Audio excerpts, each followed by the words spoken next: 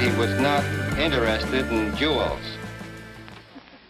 Ingersoll, returning home at a late hour from an auction of antiques. Antiques. What's a diff?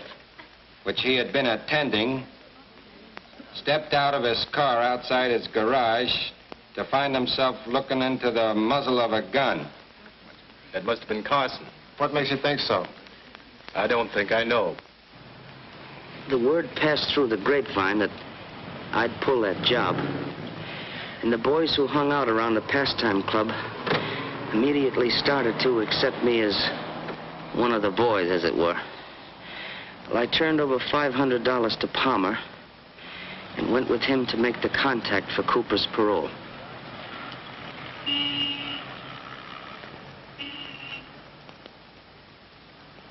When we reached the lobby of an office building, Palmer told me I couldn't go upstairs with him. This was disappointing. But I heard him tell the elevator operator to take him to the 5th floor. So I checked the names of all the tenants on that particular floor. There were over 20.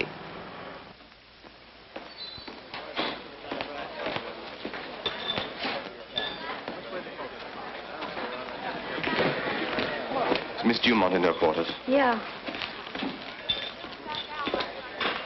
The jerk. Hello, Bonnie. Hello, Jojo. What's on your mind, darling? You seemed as cross as a bear when you phoned to say you were coming over. Somebody's talking too much around here. You mean me? I don't know whether it's you or Newton, but one of you is, and I don't like it. As a matter of fact, I won't stand for it. You've no reason to talk to me like this.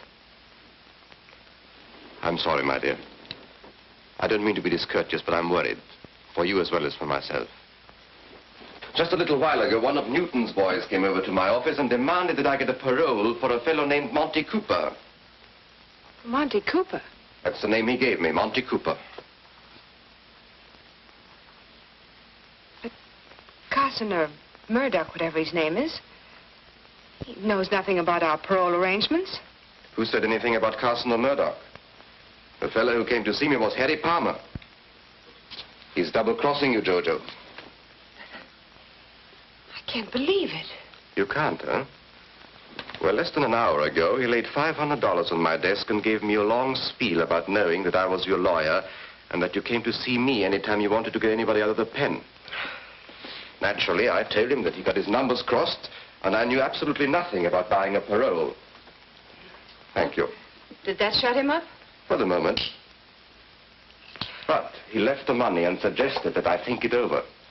Well, anyway, here it is. Buy yourself that bracelet you've been talking so much about. Thanks. I don't know what to say, darling. I haven't mentioned our connections to a soul. Of course, the boys know that you do handle my legitimate legal matters, but... The important point is how Palmer or any one of them know about my connection with the parole board. It's dynamite.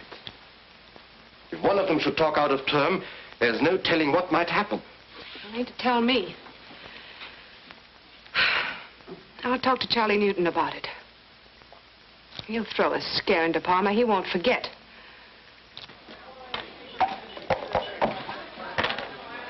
Four aces and two.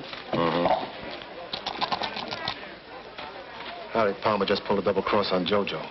Yeah? What'd he do? That's my business. Jojo says she doesn't want any rough stuff. But I'm running the boys, not Jojo. Yeah, but Jojo just got Harry out. So what? You're just as good a collector as Harry ever was. Huh. I should say I am. You name it. We'll do it. Okay. Tell you what we'll do. I'll call Harry on the phone, tell him to call me back from the corner drugstore. When he rings up here, I'll tell him to skip it, that I changed my mind. Now, when he's walking back to his house...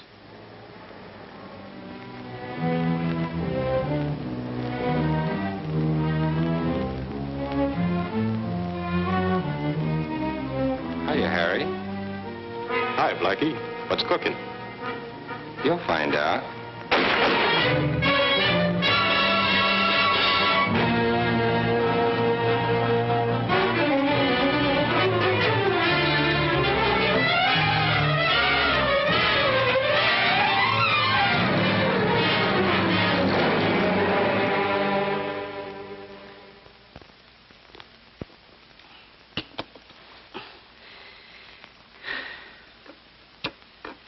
The killing of Palmer completely upset my plans, as I had now lost my only link to tie in Jojo with the higher-ups in the parole conspiracy. Well, how's the leg today? Oh, much better, thank you. Look. Hey, take it easy. Okay. I'm a coffee lover. Oh, I see. Well, I'll come back for that later. All right, fine. Hunting around for... Now, delete that hunting around. Make it fumbling about for a new lead. I looked up the grief-stricken and embittered Glenda, pretending to her that I wanted to avenge her husband's murder, which had cost me $500. Well, I showed her the list of tenants occupying the 5th floor of the building to which Palmer and I had gone to, and only one name, a first name, sounded familiar to Glenda. And that first name was Barney, B-A-R-N-E-Y, Barney. Now, it belonged to a man whose full name was Barney Rodescu, R-O-D-E-S-C-U, who was a lawyer and sort of a man about town. Well, I decided to find out if he was the contact between the crook on the parole board and Jojo Dumont. You know, in a way, Palmer getting bumped off like that kind of put me in a spot. How come? Well, we had a little deal together. You see, I figured Palmer just getting parole like that, he'd know the ropes. Remember me telling you about a pal of mine, Monty Cooper? I wasn't as tight as I seemed that night, you know. Yeah, I didn't think you were. You say Palmer was trying to help you get a parole for Cooper? Well, I didn't exactly say that, but that's the general idea. Go ahead, I can listen while I'm typing. Of course, you know I had to pull a little job to get the money for Monty's parole. You mean the Ingersoll robbery? I don't know anybody named Ingersoll. No, but the point is, Jojo, I'd like to get Monty out of the prison as fast as I can. You know, you should have come to me in the first place, Rick. You? Mm-hmm. I'm serious. I like to help my friends. Besides, I have a lot of influence in the right places. Mm-hmm. Of course, we'll need cash. Yeah, I know. $2,000. Palmer told me. Did you give Palmer any money? Yeah. Yeah, I gave him $500. And for you, here's another 1,000. Thanks. I like to have a receipt. Oh, sure.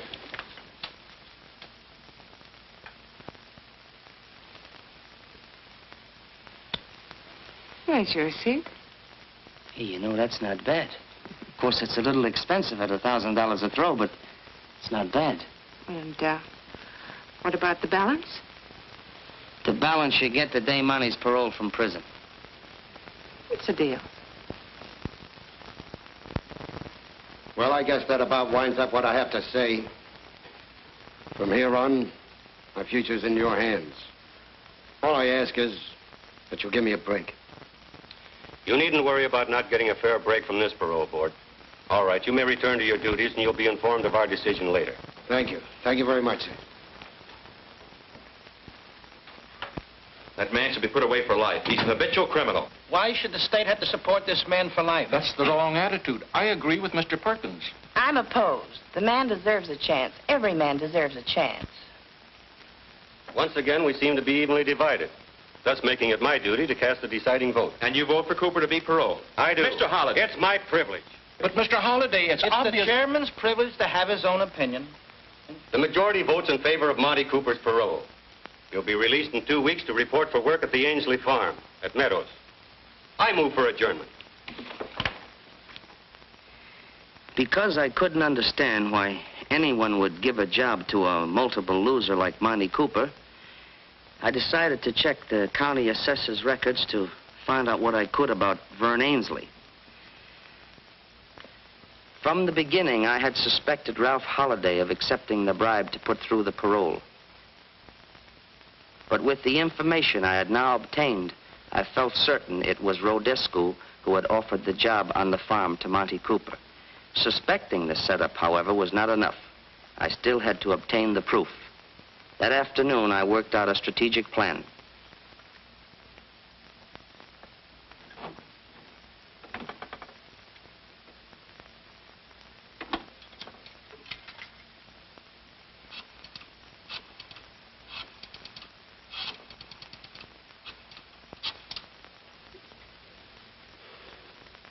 Hello. Commissioner. Commissioner, this is Hendricks. That's right. Hmm? Well, yes, naturally, Commissioner, I'm going out to the Ainsley farm. Oh, incidentally, I told the boys at the pastime club that I would meet Cooper out at the farm. But, Commissioner, there's just one thing, and I hope you won't let me down on this. You see, unless Cooper is picked up at the prison gates when he's released, if he should happen to come out at the Ainsley farm at the same time I'm there and get one good look at me, well, I'm afraid my career as Murdoch or Carson or Hendricks will come to a very sudden and painful end. Oh, you have nothing to worry about on that score, Hendricks. I've already notified 4 states of Cooper's impending parole. They'll be right there to arrest him the minute he steps foot outside the prison gates. Fine, Commissioner. I'll call you tomorrow afternoon. I think by that time I should have this whole setup in the bag. Yes, sir. Goodbye.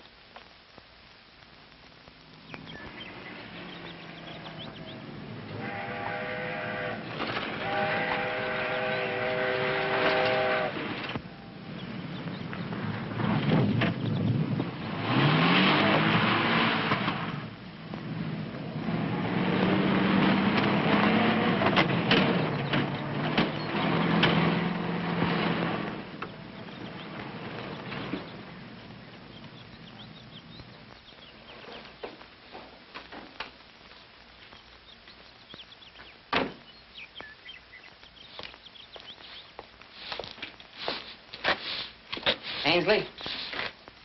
Hey! You Ainsley? What do you want? Looking for Monty Cooper. Who? Monty Cooper. He's supposed to be working here. Well, he ain't. Nobody here by the name of Cooper. Now, look, Ainsley, I happen to know that Monty Cooper was paroled to work on this farm. Who told you that? Well, after all, I'm a pal of his. My name is Carson. Rick Carson? Well, I'm pleased to meet you, Carson. I'm glad to meet a real pal of Monty's, too. You know, confidentially, I put up the dough to spring him. Yeah? Well, I guess you'll be right glad to see each other again. Yeah. Only thing is, I don't expect Cooper much before tomorrow. You see, there ain't no other bus coming this way before midnight tonight. You don't know Monty very well, do you? If there ain't no bus, he'll take a taxi. And when he gets here, he'll ask me to pay for it. Well, you're welcome to hang around if you want to. I guess the boss won't care. Well, I thought you owned this place. Oh, I sold out a couple of years ago to a fellow named Rodescu, a young lawyer from town. Uh-huh. Well, tell me, does this Rodescu, does he come here very often? Mostly weekends. Him and a lady friend. They do a lot of riding. By the way, I'm expecting them this afternoon sometime. You make yourself to home. I got to get the horses ready. Up to you, Carson. Yeah. I hadn't figured on Rodescu visiting the farm. I realized his presence might have set my plan, but I had to take the gamble. So I waited until Ainsley had disappeared. I had brought along an instrument which the commissioner of police had provided, and taking advantage of Ainsley's absence, I decided to make use of it.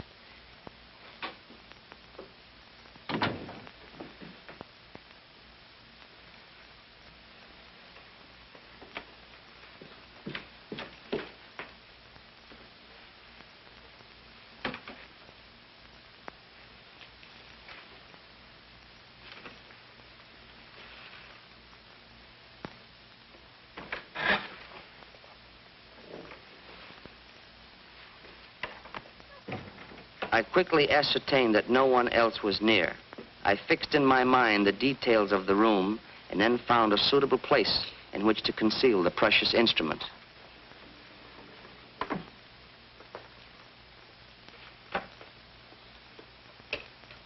It was the latest type of sound recorder. Once set to operate, it needed no further attention, since it would automatically start when someone spoke and stop again when the voice concluded.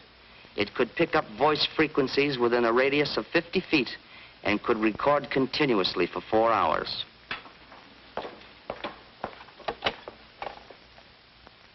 Hello, get me Metropolitan 44244.